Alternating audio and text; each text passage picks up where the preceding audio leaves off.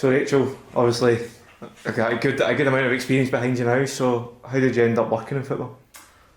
So my original degree was BSc Sports Therapy at Leeds Met University, and we were required to do 200 hours placement wherever we could find it really. And I went to school with a lad that played football for a non-league team, Wakefield AFC. So I asked if I could go shadow at the physio there, did all my placements there, and then after qualifying I got asked if I wanted to kind of stay on and do that role. So I was able to work as a sports therapist while I then went back to uni to do my masters in physiotherapy. Yeah, and obviously so much competition in degrees like that. So has it been a difficult journey to get to this point?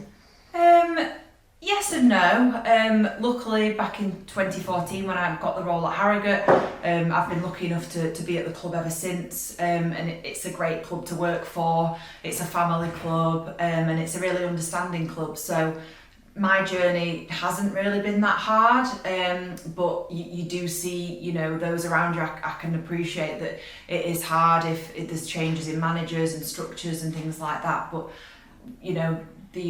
we're treated as equal here. It's an understanding club. If you've got issues or anything like that, you can highlight them. So I'd like to think my journey's been pretty straightforward, really.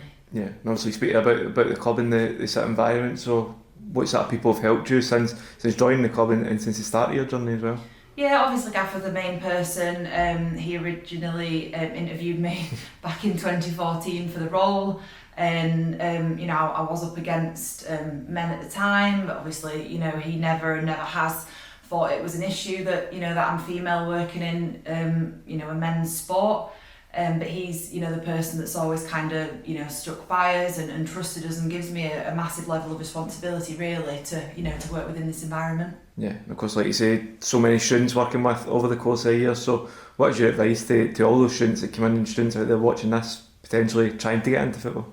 Yeah, definitely, completely go for it, and don't ever think that gender has a factor in getting involved in football. The barriers that were there back in the olden days, that they're not there now. There's so many more women that I come across on a day-to-day basis now at different clubs. The whole medical department here is female, and we're not seen any differently. So get your name out there. It tends to be an industry of kind of who you know. So try and get your experience in. Don't be afraid to email out to clubs and say, can I come and help? Because it is how people do get into the to the industry, and then you can progress higher. I started at non-league and was able to progress up to the EFL, so that's not to say that anyone can do the same. Yeah.